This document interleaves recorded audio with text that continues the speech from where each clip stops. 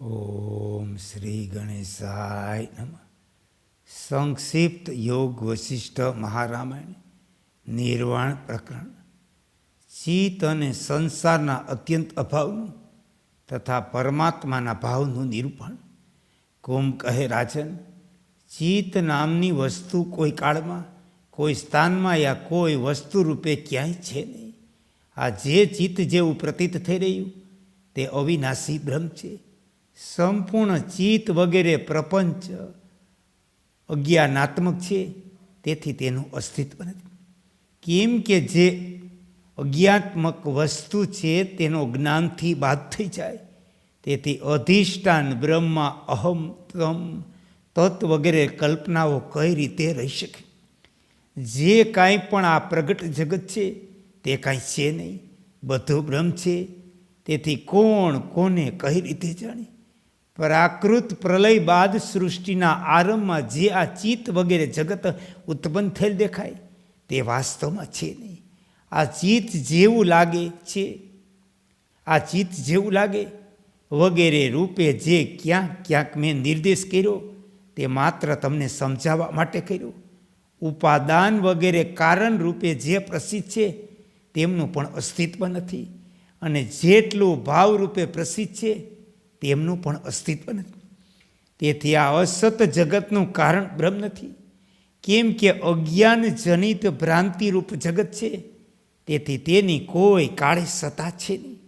તેથી આ જે દેખાઈ રહ્યું તે ભાસનાત્મક બ્રહ્મ છે, બીજું નહીં.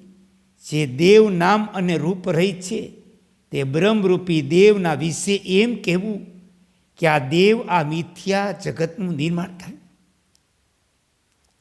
તે વાસ્તવમાં ન તો યુક્તિસંગત છે, ન સત્ય છે, ન અદ્વૈતવાદીઓનો આવો અનુભવ પણ છે. એ રાજન, આ પ્રમાણે ચિત્તનું અસ્તિત્વ નથી. કારણ કે જ્યારે જગતનું જ અસ્તિત્વ નથી ત્યારે જગતની અંદર રહેલા ચિત્તનું અસ્તિત્વ ક્યાંથી હોઈ શકે? ચિત્ત તો માત્ર વાસનારૂપ છે. વાસના ત્યારે થાય જ્યારે વાસનાનો વિષય હોય. વાસનાનો વિષય જે જગત છે તે તો પોતે અસત છે, તેથી ચિત્તનું અસ્તિત્વ ક્યાં?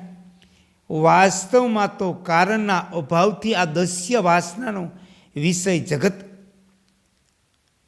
વાસ્તવમાં તો કારણના અભાવથી જ આ દસ્ય વાસનાનો વિષય જગત ઉત્પન્ન થયું નથી, પછી ચિત્ત આવ્યું ક્યાંથી? તેથી માત્ર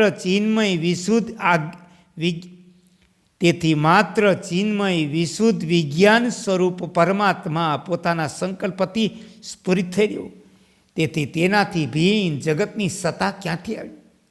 સઘળાય અનર્થોને જન્મ આપનાર અહમ ત્વમ જગત વગેરે જે આ અનુભવ થાય તે વાસ્તવિક નથી, સ્વપ્ન જેવો મિથ્યા. વાસનાનો વિષય એવા જગતની અસત્તા હોવાથી વાસનાની સત્તા નથી. તેથી પછી વાસનામય ચિત્ત જ કેવું, ક્યાં, શેનાથી અને કઈ રીતે થઈ શકે? જે પરમાત્માના યથાર્થ જ્ઞાનથી રહી છે તે અજ્ઞાનીઓ જ ચિત્ત અને દસ્ય જગતને સત્ય સમજે. વાસ્તવમાં ચિત્ત અસત છે, તેનો કોઈ આકાર નથી અને ન તે ઉત્પન્ન થયું. કેમ કે લોક શાસ્ત્ર અનુભવથી દસ્ય વસ્તુમાં અનાદિપણું, અજતા અને સ્થિરતા સંભવ નથી. જેની બુદ્ધિ લોક શાસ્ત્ર વેદને પ્રમાણ માનતી નથી એ અત્યંત મૂર્ખ છે. તેથી સજ્જનોએ તેના કથનનું કદી અવલંબન કરવું નહીં. વાસ્તવમાં શાસ્ત્રી બોધથી બધું જ બ્રહ્મ છે. ન તો ક્યાંય જગત વગેરેનું જ્ઞાન છે, ન ક્યાંય ચિત્તનો પણ ભાવ છે, અને ન અભાવ, ન ક્યાંય દેશ છે, ન ક્યાંય અદ્વૈત છે. આ સમસ્ત જગત આશ્રય રહિત પરમ શાંત અજન્મા અનાદિ પરમાત્મા રૂપ છે.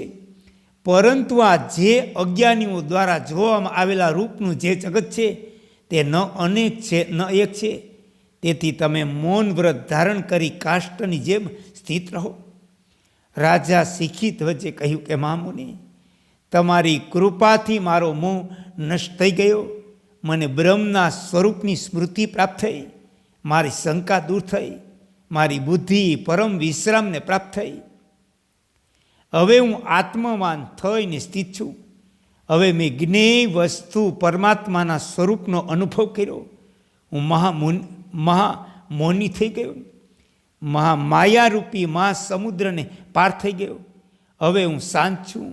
હું અહંકાર સ્વરૂપ નથી. આત્મજ્ઞાની બનીને સંપૂર્ણ વિકારો રહિત થઈ સ્થિત છું. અહો, ઘણા દીર્ઘકાળ સુધી હું ભવસાગરમાં ભટકતો રહ્યો. હવે હું ક્ષોભ રહિત અક્ષય પરમ પદને પ્રાપ્ત થઈ ગયો. એ મુને, આ પ્રમાણે અનુભવ થતાં હવે અહમતા સહિતા ભૂત ભવિષ્ય વર્તમાન ત્રણેય જગતનો બાદ થઈ ગયો. જે કંઈ આ પ્રતીત થઈ રહ્યું તેને બ્રહ્મનો સંકલ્પ હોવાના કારણે બ્રહ્મરૂપ સમજ્યું. કુંભ બોલ્યા, રાજન, તમારું કથન સત્ય છે.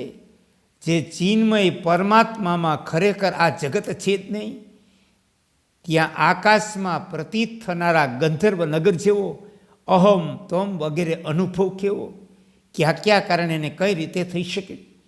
જેમ કડાકુંડળ વગેરેની ભાવના નષ્ટ થઈ જતા માત્ર સોનું શેષ રહે, તે જ પ્રમાણે જગત આદિ ભાવનાઓ નષ્ટ થઈ ગયા પછી એકમાત્ર બ્રહ્મ શેષ રહી જાય. શરીર વગેરે ઊંચું આ પ્રકારની ભાવના અત્યંત વિનાશકારી બંધન માટે હોય. દેહ આદિ રૂપ હું નથી આ પ્રકારની ભાવના વિશુદ્ધ મોક્ષ માટે. અહંકાર જ્ઞાનનો અભાવ મોક્ષ. અહંકાર જ્ઞાનનો અભાવ મોક્ષ. અહંકાર જ્ઞાન જ બંધન. તેથી એ રાજન, હું તે સાક્ષાત બ્રહ્મ છું. આવા શુદ્ધ કેવલ્યાત્મક જ્ઞાનથી સંપન્ન થઈને તમે આત્મવાન બની જાઓ. જેમ સમુદ્રમાં તરંગો વગેરે વાસ્તવમાં જળ છે, તે જ પ્રમાણે બ્રહ્મમાં સંસાર અને સંસારના પદાર્થો પરમાત્માનું યથાર્થ જ્ઞાન થઈ જતા એકમાત્ર પરમાત્મા સ્વરૂપ છે. આ સૃષ્ટિ શબ્દના અર્થથી રહિત પરબ્રહ્મ છે અને પરબ્રહ્મ સૃષ્ટિ છે. કેમ કે આ જ શાશ્વત પરબ્રહ્મ સર્વ ખલી વદમ બ્રહ્મ આ શ્રુતિ વાક્યનો અર્થ છે. સઘળાય શબ્દો અને તેમના અર્થની ભાવનાઓનો જ્યાં અભાવ, તે શુદ્ધ નિત્ય ચેતન અનંત પરમાત્મા બ્રહ્મ ધામે કહેવાય.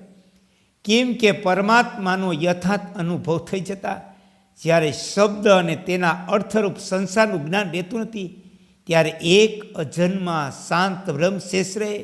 ત્યાં વાણી પણ પહોંચી શકતી નથી. ઓમ શ્રી યોગ વશિષ્ઠાય નમઃ. હે કૃષ્ણ, હે કૃષ્ણ, હે કૃષ્ણ.